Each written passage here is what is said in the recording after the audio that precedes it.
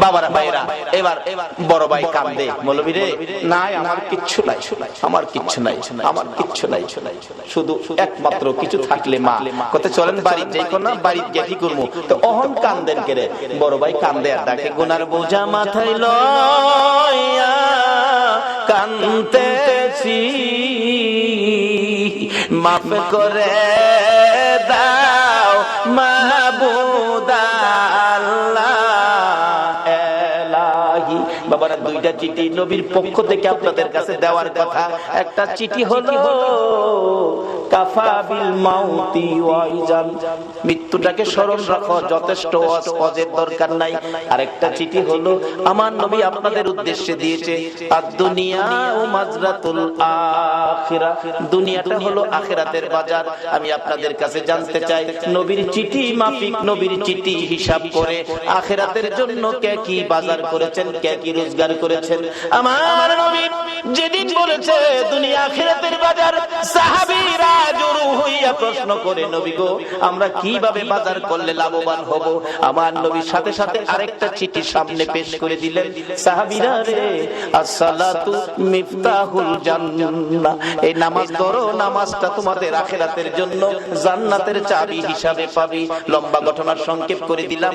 নবীর কথা যারা মানে গো, দেখুন না নবীর সাহাবীর জীবনী, যার নাম কিতাবে লেখে হযরতে আব্দুল্লাহ আনসারী, দৌড়ায় বাড়িতে গেছে, বিবি গো ও বিবি, নবী বলেছেন নামাজ বলে জান্নাতের চাবি, বল নামাজ পড়বি নি, নামাজ আদায় করবি নি। বিবি একটা চিৎকার মারছে, স্বামী নবী যদি বলে থাকে, আল্লাহু আকবার বলো, কে বলে থাকে? কে? মদিনার মহিলারা পর্যন্ত আমার নবীর কথার মর্যাদা দিত। মসজিদে নববীতে, ও মসজিদের পক্ষের বাইরা কারা গো মসজিদ সামনে রেখে মাহফিলের আয়োজন করেছেন? মসজিদে নববীতে যখন জামাতের সময় হইতো, আব্দুল্লাহ আনসারী ওই একটা কাপড় নিজের পরনে লাগাইয়া ঘরের ভিতরে গর্ত করেছে, গর্তের মধ্যে বিবিকে উলঙ্গ করে বসাইয়া দরজা বন্ধ করে মসজিদে নববীতে যাইয়া পিছনের কাতারে নামাজে শরীক হইয়া, নামাজ যখন শেষ হয়ে যাইত দৌড়াইয়া বাড়ি দিকে যাইয়া কাপড় খুলে বিবিরে দিত, নিজে গর্তের ভিতরে বসতো, বিবি নামাজ আদায় করত। এইভাবে দুইজনে মিলে এক কাপড়ে নামাজ পড়ে, কোনদিন নামাজ ছাড়ে না। আর আমরার ঘরে সুকেস ভর্তি কাপড়, আমরা নামাজ পড়ি না। সাহাবীরা কিছু গুনগুন করে, আব্দুল্লাহ আনসারী কিসের নামাজ পড়ে? দৌড়ায় আসে, দৌড়ায় যায়, বুঝি না কি নামাজ পড়ে। নবীজি বলেন, কি ব্যাপার তোমরা কিসের সমালোচনা করো? হুজুর আব্দুল্লাহ আনসারী কি নামাজ পড়ে বুঝি না। রাসূল বলেন, তোমরা সমালোচনা করো না, কেন দৌড়ায় সে, কেন দৌড়ায় যায়, আমি নবী তদন্ত করব। সমালোচনা মুসলমানদের আদর্শ নয়, সমালোচনা ইসলাম নয়। নবী নিজেই গেছেন যে আব্দুল্লাহ আনসারী ঘরের দরজায়, আব্দুল্লাহ আনসারী মতান্তরে সালাম দিলেন। আসলে কোন মুসলমানের ঘরে ঢুকতে আগে সালাম দিবেন, একবার দুইবার তিনবার, সালামের জবাব নাই, চলে আসবেন, মনে করবেন ঘরে কেউ নাই, চলে আসবেন। অনেক দিনের মুসলমানদের আচরণ হলো, ডাক দিলে মালিক ভাই বাড়িতে আছেন, মালিক ভাই, কেউ যদি জবাব না দেয় লগের টারে কই, ভাই যখন বাড়িতে না লোক ভাবির ওই দিকে যায়, ভাই বাড়িতে না হয় ভাবিরে দেখতো যা, কই পাইলা তুমি ভাবি দেখার অনুমতি? আল্লাহ বলছে আমানু দুখুলু ফিস-সিলমি কাফার মধ্যে ঢুকো। নিজে পর্দায় থাকুন, অন্যকে পর্দায় থাকার পরামর্শ দেন। বলতেছিলাম এবার নবীজি সালাম দিলেন, আসসালামু আলাইকুম, আসসালামু আলাইকুম, আসসালামু আলাইকুম, তিনবার সালাম, জবাব নাই। নবীজি চলে আসতেছে, আব্দুল্লাহ আনসারী গর্তের মধ্যে উলঙ্গ অবস্থায় ছিল, দৌড়ায় আসছেন, বিবি গর্তের ভিতরে ঢুকে কাপড় খুলে দিলেন, স্বামী গো নবী আসছিল, কষ্ট পাবে, তাড়াতাড়ি যান। আব্দুল্লাহ আনসারী কাপড়টা পরে বাহির হইয়া দেখে নবী অনেক দূর চলে গেছে, দৌড়াইয়া পিছনে গেলেন, কিভাবে নবীর পিছনে ফিরাবো? ইনি এমন নবী গো যাকে ডাক দিয়ে পিছন থেকে ফিরানো যাবে না। পিছনে যাইয়া কিতাব লেখে পাওগুলি বড় বড় করে মারছে, আওয়াজ শুনে নবী পিছনে তাকাইছে।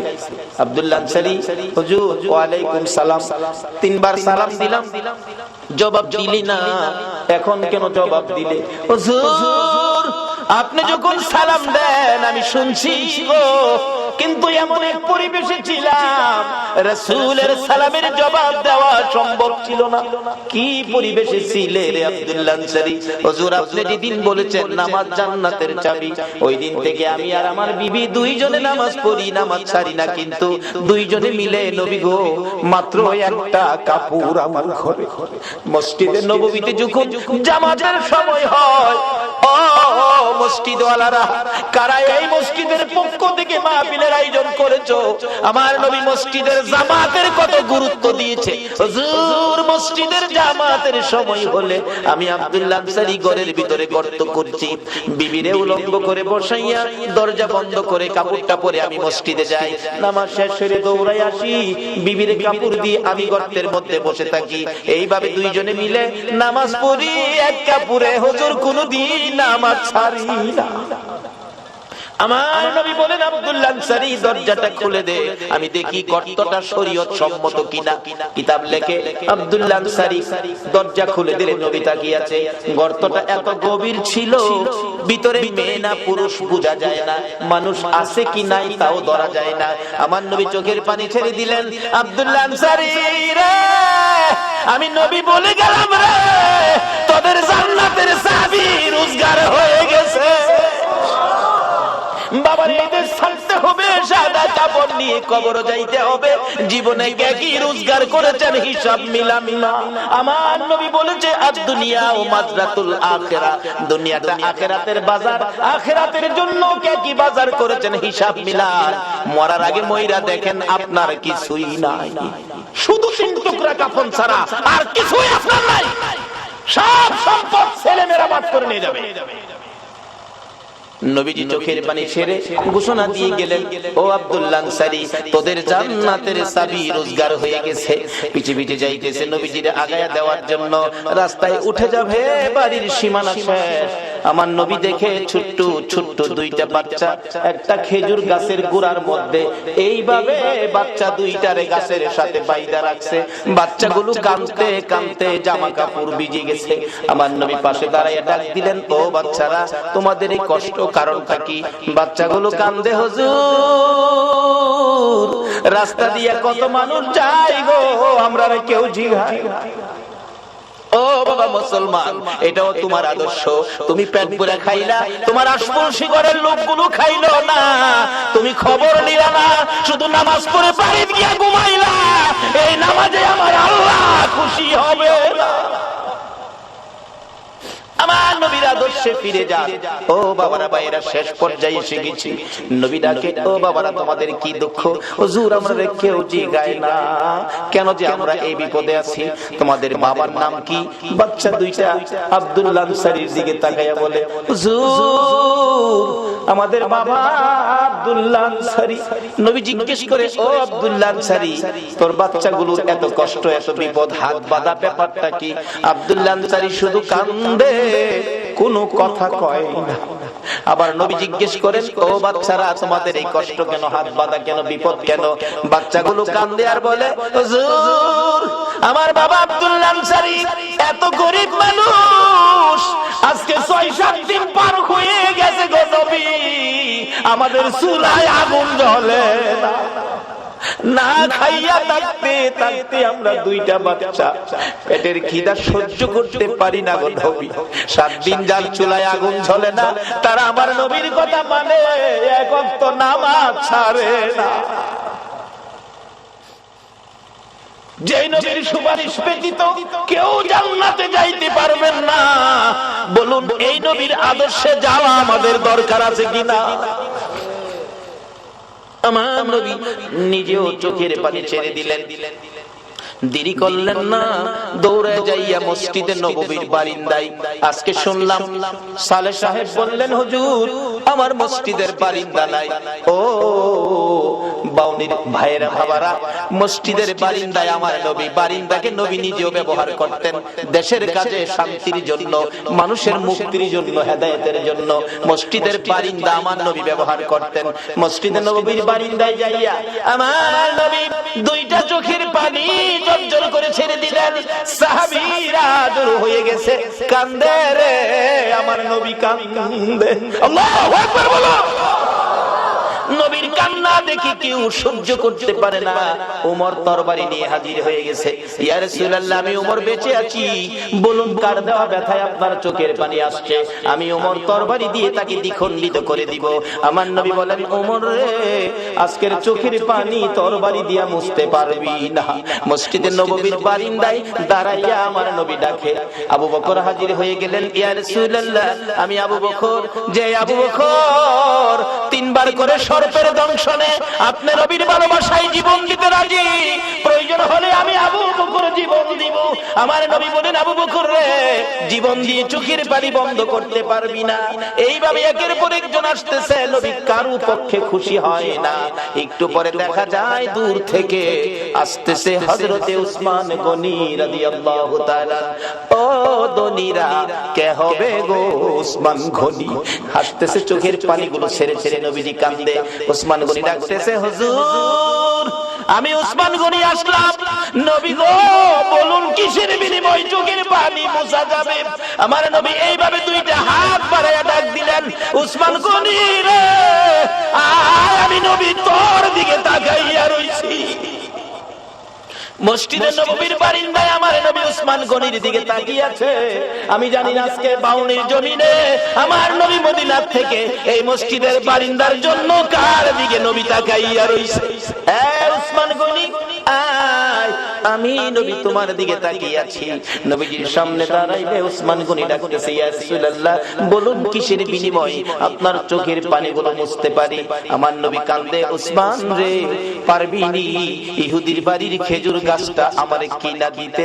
আমি নবীর চোখের পানি বন্ধ হয়ে যাবে। যায়া দেখ আমার আব্দুল্লাহ আনসারীর দুইটা বাচ্চারে কি কষ্ট দিয়ে রাখছে। 7 দিন চুলায় আগুন নাই রে, এই খেজুর গাছের খেজুর টুকায়া বলে খাইছিল। গাছটার মালিক ইহুদি, দুইটা বাচ্চারে গাছের সাথে বাইরে রাখছে। একটা দৌড় মারছে উসমান গনি রাদিয়াল্লাহু তাআলা। কারা গো এই মসজিদের পক্ষে আছো? এটাই হবে আমার আল্লাহর পক্ষ, এটাই হবে আমার নবীর পক্ষ। যারা মসজিদের পক্ষ থাকবে আমার নবী তাদের পক্ষে থাকবে।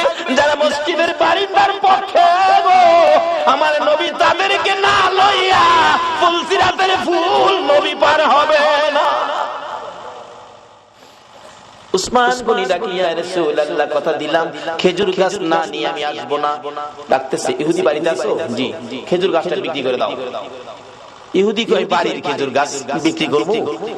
কান্দে উসমান গনি, রে ইহুদি, নিষেধ ইসলাম আর রাসূল কান্দে রে এই গাছটার জন্য।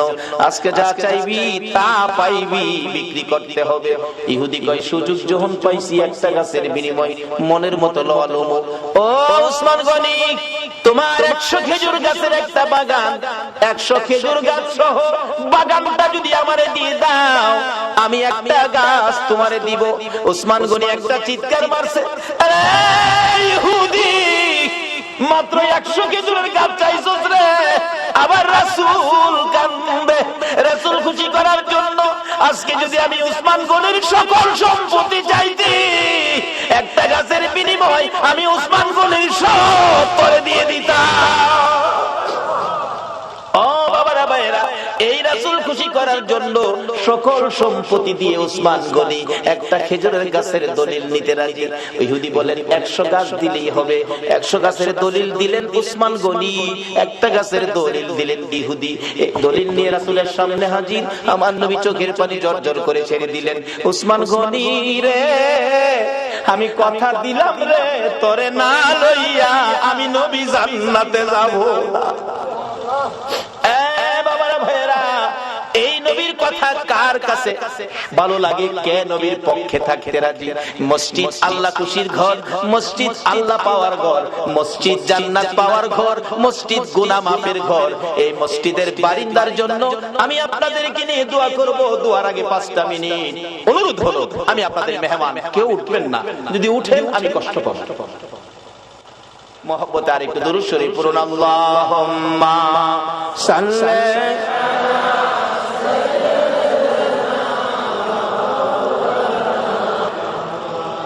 ওয়ালা আলি সাইয়্যিদিনা মাদাল্লাহুম্মা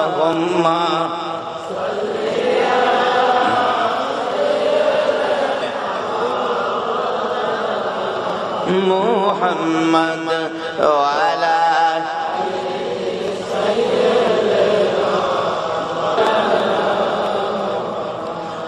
নবীর মায়া ছেড়ে মানুষ কোথায় আছো বুঝি না, তোমার মায়ায় কান্দে নবী, তোমার মায়ায় কান্দে নবী, শুয়ে সোনার মদিনা। আল্লাহুম্মা সাল্লি সাইয়্যিদিনা মাওলানা মুহাম্মদ ওয়া আলা আলি সাইয়্যিদিনা। বলগল উলা বিকামালিহি কশফত দুজা বিজামালিহি হাসনাত জামিউ খিসালিহি সাল্লাল্লাহু আলাইহি ওয়া আলিহি। আসুন দোয়া করি, আস্তাগফিরুল্লাহ রাব্বি মিন কুল্লি যামবিন ওয়া আতুবু ইলাইহি, লা হাওলা ওয়ালা কুওয়াতা ইল্লা বিল্লাহিল আলিয়্যিল আযীম। আসুন দোয়া করি, দোয়ায়ে শরীক হন সকলে। আল্লাহুম্মা আমিন, আল্লাহুম্মা আমিন। ربنا ظلمنا أنفسنا وإن لم تغفر لنا وترحمنا لنكونن من الخاسرين رب ارحمهما كما ربياني صغيرا رب العالمين জানি না কিভাবে ডাকলে খুশি হইবা, জানি না কিভাবে ডাকলে জীবনের গুনাহ ক্ষমা দিবা। মাবুদ রে, বেবুদ শিশুর মতো দুটো করে হাত বাড়াইলাম, জান্নাতের বাগানে বসে মসজিদের পক্ষ থেকে আয়োজিত মাহফিলে জান্নাতি মেহমান লইয়া আমি গুনাহগার হাত বাড়াইলাম। মাবুদ মায়ার নজরে তাকাইয়া দেখো কত নাইবে নবী আলেম ওলামারা হাত বাড়াইছে। মাবুদ রে, সাদা দাড়িওয়ালা মুরব্বি বাবারা হাত বাড়াইছে, খালেদ বিন ওলীদের মতো যুবকেরা হাত বাড়াইছে, পর্দার আড়ালের মা বোনেরা হাত বাড়াইছে। এই মাহফিলের সঙ্গে তুমি এই হাতগুলি কেমনে খালি ফিরাইবা গো আল্লাহ। মাবুদ, এই মাহফিলের উসিলাই, এই মাহফিলে যারা হাত বাড়াইছে, আমি নেককার বুঝি না, গুনাহগার বুঝি না, মেয়ে বুঝি না, পুরুষ বুঝি না, আজকের জন্য নামাজি বুঝি না, বেনামাজি বুঝি না, যারা এই হাত বাড়াইছে গো, আমাকে সহ সকলের জীবনের গুনাহগুলো ক্ষমা করে দাও। ক্ষমা চাইলাম, জীবনের গুনাহ ক্ষমা যদি না করো, কবে জানি মওতের চিঠি দিয়ে আজরাইল পাঠাইয়া দাও, কবে জানি গর্তে বাহির করবে রে, আর ঘরের ভিতরে নিবে না। উঠানের কিনারে পর্দা টানাইয়া জীবনের শেষ গোসল করাবে রে। আদরের সন্তানেরা ঘরের বারিন্দায় দাঁড়ায়া দাঁড়ায়া কাঁদবে আর ডাকবে বাবা গো, পর্দার ভিতরে কিসের গোসল করো গো বাবা। মা টাইনা টাইনা বুকে জড়াবে, আইরে আমার এতিম, আজকাল থেকে তোমরা এতিম হয়ে গেছো। এতিমের ঘটনা বলতে গেলে কলিজা মানে না রে আল্লাহ। আমার বড় ভাই 5টা বাচ্চা এতিম করে কবরে, বাড়িতে গেলে আমার ছেলেরা দৌড়ায় আসে, আব্বু আইছে। আমার ছোট্ট একটা ভাতিজা দৌড়ায় এসে দাঁড়ায়, তাকে কিছু কয় না। জিজ্ঞেস করি বাবা কি চাও, কি লাগবে, কি দরকার বলো। চোখের পানি ছেড়ে কান্দে, কেন কান্দো বলো না। আমারে ডাইকা ডাইকা কয় চাচা গো, আপনি তো একদিন 2 দিন পর পর বাড়িতে আসেন, চাচা আমরা আব্বা কই গো চাচা, আমরা আব্বা কি আর জীবনে বাড়িতে আসবে না। এইভাবে কবে জানি কার সন্তানেরা এতিম হইয়া যায়, কবে জানি কার বিছানা খালি হইয়া যায়। ওই দিন আসার আগে তোমার কর্মস্থিদের পক্ষ থেকে আয়োজিত মাহফিলে আমরা যারা হাত বাড়াইছি গো, ফিরাইও না, ঘুরাইও না, আমরা তুমি মাফ করে দাও। আল্লাহ, জীবনের গুনাহ মাফের আসার দরখাস্তের পর আরেকটা দরখাস্ত করি, তুমি কিন্তু রাগ হইও না। আমি জানি না হাজার হাজার মানুষ এত রাত পর্যন্ত বসে হাত বাড়াইছে, টাকা চাইলে লোকেরা জায়গা, আজকে লোকগুলো গেল না, বসে রইল। আমি জানি না রে কার মনে জানি কি দুঃখের পাহাড়, কার মনে জানি ব্যথা। হুজুর আপনার মা নাই গো, মা নাই। কার মনে জানি ব্যথা, বাবা নাই গো, বাবা নাই। যেই বাবা মাতার গাম পাতাই ফালাইয়া রোজগার করে মানুষ করেছে গো, যেই বাবা জমি জামা সই সম্পদ জুড়াইয়া আজকে বাবা দুনিয়ায় নাই। হুজুর বাবা কত আদর করতো গো, শেষ বয়সেও বাবা বাজারে গেলে জগ ভর্তি দুধ কিনতো, 2 কান্দা 3 কান্দা কলা লইতো, আমের সিজনে 15 কেজি 20 কেজি আম লইতো। বাবা হাঁটতে পারে না, তারপরও দুধ কিনা, আম কিনা, কলা কিনা বন্ধ করে না। লোকেরা জিগায় বুড়া বয়সে এই পূজা কার জন্য বইতাছো, নিজের জান চলে না কেন এইগুলি লইছো? বাবা একটা চোখের পানি ছেড়ে দিয়ে চিৎকার মারছে, বন্ধুরা রে কার জন্য লইছি শুনো রে, আমার আদরের ছেলে মেয়েগুলো দুধ আর কলা ছাড়া ভাত খায় না রে। দুধ কলা যেই বাবা খাওয়াই তোর, এই বাবা কার জানি খবরে আল্লাহ, ওই মা জানি কার খবরে গো। মার কুলে তাইকা, মার কুলে কত পসরা পায়খানা করছি, অন্য মহিলারা নাকে কাপড় দিত, তোমার আমার মা জীবনে কোনদিন নাকে কাপড় দেয় নাই। মা সন্তানেরা যদি কোথাও যাইতো, রাত্র 12টা 1টাও যদি বাজছে, সারা গ্রামের ঘরের দরজা বন্ধ হয়েছে, মা দরদি দরজাটা খুইলা বিনাইয়া বিনাইয়া কাঁদছে। একটা গাছের পাতা যদি পড়ছে, একটু আওয়াজ যদি হইছে, মা 2 কদম সামনে গিয়া একটা চিৎকার মারছে, বাবা আইসনি, আমি তোমার মা দাঁড়াইয়া রইছি। বাবারে বাড়ির দিকে তাকাইয়া দেখো, এই দরজা জানি কার বন্ধ হইয়া গেছে। এই মারে কবরে শুয়াইয়া, বাবারে কবরে শুয়াইয়া চোখের পানি কার জন্য রাখছো? মায়ের অভাবী ছেলেরা কি করে? এতদিন তো শুধু বলতাম, এখন তো নিজেও মার অভাবী। একটা মায়ের অভাবী ছেলে বিদেশ থাকে, সপ্তাহ সপ্তাহ টেলিফোন করে, মা মা তুমি কেমন আছো আমারে জানাইও। মা কই বাবা বিদেশ গেছো টাকার জন্য, সপ্তাহ সপ্তাহ টেলিফোন করে টাকা নষ্ট করলে কেমনে হইব? টাকা চিনো রে বাবা, টাকা চিনো। ছেলেটা টেলিফোন করে বলতেছে, মা মা গো আমারে বাধা দিও না গো মা, আমি টাকা চিনি না, আমি চিনি আমার দরদি মা। সপ্তাহ সপ্তাহ টেলিফোন, হঠাৎ করে মা স্ট্রোক করে মারা গেছে। এলাকার লোকজন কয় ছেলেটারে মৃত্যুর খবরটা দিও না, দিলে আত্মহত্যা করবে। একদিন 1 রাত, 2 দিন 2 রাত, 3 দিন 3 রাত, যেদিন পার হয়ে যায়, ওই বিদেশের মাটি থেকে ছেলে স্বপ্নে দেখে মা ডাকতেছে, রে মন্নাত টেলিফোন কার কাছে করবি রে? মা কইয়া কারে ডাকবি রে বাবা, আমি তোর মা কবরে চলে গেছি, আর আমারে পাইবি না। আইলি না আমারে মা কইয়া ডাকলি না, মার দেখা আর জীবনে হবে না। ঘুম থেকে উঠে মা মা কইয়া কাঁদতেছে। বন্ধুরা বলেন কি হলো তোমার? আমি স্বপ্নে দেখেছি মা নাই, দেশে থাকছে, দেশে আর চাকরি করবো না, দেশে চলে যাব। সকালবেলা টেলিফোন করছে, বড় ভাই টেলিফোন ধরে, না সপ্তাহ হইলে টেলিফোন করবি, আজকে কেন টেলিফোন করলি? ভাই আমি স্বপ্নে দেখেছি আমার মা নাই গো। ভাই আগে সত্য করে কও আমার মায়ের খবর কি?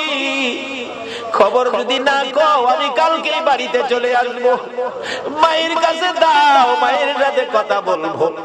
মার কাছে যদি টেলিফোন না দাও আমি কিন্তু কালকে বাড়িতে চলে আসবো। বড় ভাই টেলিফোন ফালাইয়া একটা দূর মাইরা মায়ের খবরের পাশে, মা গো তোমার পাগল খবর পাইছে গো, কালকে বলে বাড়িতে আইব। বড় ভাই সকালবেলা মাইক্রো ভাড়া করেছে, বুড়া বাবা পিছে পিছে ডাকতেছে, আমার সঙ্গী করি লইয়া যা রে, মায়ের পাগল রেখে থামাইব। বুড়া বাবা সহ এয়ারপোর্টের গেটে বসে আছে। একটু পরে দেখা যায় মায়ের পাগল লইয়া বিমান আইসা পড়ছে। বুড়া বাবা গেটে দাঁড়ায়া দাঁড়ায়া কান্দে, মামু আমার মনরে আমি কি দিয়া বুঝাইব। মালামাল সহ গেট পার হইয়া দৌড়ে বড় ভাইয়ের গলায় ধরছে, ভাই ভাই আমার মা এসে গাড়িতে, মা আছে ভাই। ভাই শুধু কাঁদে, ভাই গো আমি স্বপ্নে দেখেছি আমার মা মারা গেছে, তুমি কাঁদো, ব্যাপার কি কও না গো ভাই। ভাই কিছু কয় না, শুধু কাঁদে আর কাঁদে। দৌড়ে বাবার পায়ে পড়ে গেছে, বাবা বাবা আমি স্বপ্নে দেখেছি মা নাই, তাড়াতাড়ি চলে আসছি, ব্যাপার কি খবর কি কও না। বাবা ধৈর্যের সহিত বলতেছে, মন্নান আয় গাড়িতে, বাড়িতে যায় দেখবি তোর মা কেমন আছে। গাড়ি টান দিলে একটু পরে বলতেছে, মন্নান বাবা গো মা মরে গেছে, স্বপ্নে দেখে চলে আসছি, কিছু আনতে পারি নাই, শুধু মায়ের জন্য একটা স্বর্ণের চেন আনছি গো বাবা, এই চেনটা তুমি মার কাছে বুঝাইও। বাবা কান্দে, মা এই চেন আমি কার হাতে দিব। মন্নান রে এই চেনটা তোর কাছে রাখ, তুই তোর মার হাতে বুঝাইয়া দিস। বাড়ির কাছাকাছি মাইক্রো গেলে দূর থেকে মন্নান তাকাইয়া দেখে বাড়ির গেটের সামনে শত শত মহিলারা কাঁদে, একজন আরেকজনকে ডাকতেছে, দেখা রে মায়ের পাগল আইসা পড়ছে। মোল্লাল বারবার জিজ্ঞেস করে, বড় ভাই এত মহিলা কাঁদে, ব্যাপার কি কি হয়েছে নতুন করে। কিন্তু বড় ভাই গো এত মহিলা কাঁদে আমার মারে তো দেখা যায় না। বড় ভাই আর কথা কয় না, গাড়িটা থামলে দরজাটা খুলছে, মন্নান তাকায়া তাকায়া দেখে মা কই, মারে দেখা যায় না। অন্য মহিলারা গাড়ি ঘেরাও করে ডাকে, মন্নান আইসো, মা কইয়া কারে ডাকবি রে। মন্নান গাড়ির থেকে নাইমা দরজাটা খুলে গেটে দাঁড়াই একটা চিৎকার মেরে ডাক মারছে, মা মা মা তোমার পাগল আইছে গো মা। কে দিবে ডাপের ডাকের জবাব? দৌড়াইয়া বাড়ির ভিতরে ঢুকছে, যেই রুমে মা থাকতো রুমের দরজায় ডাকতেছে, মা তুমি কি অসুস্থ, কেন দরজা খুলো না। ধাক্কা দিয়ে দরজাটা খুইলা দেখে মায়ের বিছানা চিরতরে খালি। মার বিছানা খালি বালাইয়া কে জানি হাত বাড়াইয়া কাঁদে রে আল্লাহ। বাবার বিছানা খালি, কে জানি হাত বাড়াইয়া কাঁদে। এই চোখের পানি দেখলে তোমার মায়া লাগেনি, তোমার দয়া লাগেনি। আর দেরি করো না, এই মুহূর্তে ওই সকল মা বাবার কবর গুলো জান্নাতের বাগান বানাইয়া দাও। আল্লাহ গো মা বাবা যার দুনিয়াতে আছে হায়াত বাড়িয়ে দাও। মা বাবা কেমন জিনিস বুঝার তৌফিক ছেলে মেয়েদেরকে দান করে দাও। আল্লাহ দাদা দাদি নানা নানি শ্বশুর শাশুড়ি আলিয়া ওলাদ বংশধর মই মুরব্বী পাড়া প্রতিবেশী খানদানবাসী মহব্বতী, খাস করে বাউলির জমিনের নিচে, এলাকার জমিনের নিচে, তামাম পৃথিবীর জমিনের নিচে যত মুমিন মুমিনাত ঘুমিয়ে আছে সকলের কবর জান্নাতের বাগান বানায়া দাও। আল্লাহ কাজ করে এই মসজিদের পক্ষ থেকে এই মাহফিলের আয়োজন যারা করেছে, মাহফিলে যারা সাহায্য সহযোগিতা করেছে, দূর দূরান্ত থেকে যারা মাহফিলে আসছে সকলের বংশধর মই মুরব্বী যারা কবরে মাফ করে দাও।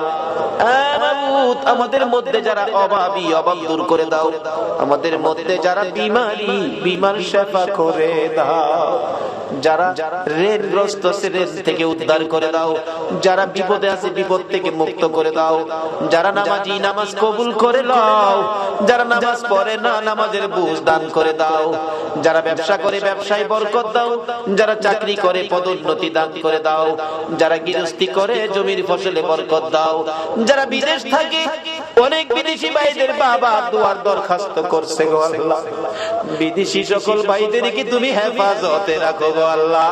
যারা বিদেশ যাবে মনের আশা পুরা করে দাও গো আল্লাহ। পরীক্ষার্থীরা দোয়া চাইছেন, আল্লাহ গো মা বাবার মনে বড় আশা গো, ছেলেটা পাস করে বাড়িতে ফিরে আসবে। আল্লাহ গো সকল পরীক্ষার্থীদের মা বাবার কলিজা ঠান্ডা করে দিও গো আল্লাহ। ইয়া আল্লাহ সকল পরীক্ষার্থীদেরকে কামিয়াবি দান করে দিও গো আল্লাহ। যাদেরকে ছেলে মেয়ে দিয়েছো ছেলে মেয়েদেরকে নেক হায়াত দাও, অকালে মৃত্যু দিও না, মা বাবার কলিজায় আগুন জ্বালাইও না, ছেলে মেয়েদের মুখে ইতিমের দাগ লাগাইও না, ছেলে মেয়েদের মা বাবার হায়াত বাড়াইয়া দাও। মাবুদ জনাব বাদল ভাই খুশি হলাম, কত টাকা দান করলো, 1 কেজি লবণ চাইলো না, তোমার নবীর ভালোবাসা চাইলো। মাবুদ গো বাদল ভাইয়ের মনের সকল আশা তুমি পুরা করে দাও। এইভাবে আরো যারা দান করেছে, যাই যেই নিয়তে দান করেছে, সকলের মনের আশা পুরা করে দাও গো আল্লাহ। মাবুদ গো এই পর্যন্ত যারা কষ্ট করে তোমার নবীর আলোচনা শুনেছে, কোরআনের আলোচনা শুনেছে, সকলকে তুমি দয়ার নবী মায়ার নবীর স্বপ্নের দিদার দেখাইয়া দাও। মাবুদ রে মাহফিল শেষে যারা যেখানে যাবে গো সহি সালামতে পৌঁছাইয়া দাও। যতগুলো দরখাস্ত করলাম মাহফিলের উসিলাই, দুরুদের উসিলাই, জিকিরের উসিলাই, সবগুলো তুমি কবুল আর মঞ্জুর করো গো আল্লাহ। আল্লাহ গো এই মসজিদ বারিন্দার জন্য টাকা কালেকশন করা হয়েছে, আল্লাহ আরো যা দরকার তুমি কাকে পছন্দ করেছো জানি না, যাকে পছন্দ করেছো তার দ্বারা মসজিদের বারিন্দার কাজ আগামী বছর আইবার আগে তুমি শেষ করে দিও গো আল্লাহ। যাদের দ্বারা মসজিদের কাজ হবে শেষ হবে, সকলকে তুমি তোমার ঘরখানায় কাবা তওয়াফ করাইও গো আল্লাহ। তোমার বন্ধুর রওজা জিয়ারতের তৌফিক দিও গো আল্লাহ। ربنا تقبل منا إنك أنت السميع العليم وتب علينا يا مولانا إنك أنت التواب الرحيم وصلى الله تعالى على خير خلقه محمد وعلى آله وأصحابه أجمعين بحق لا إله إلا الله محمد رسول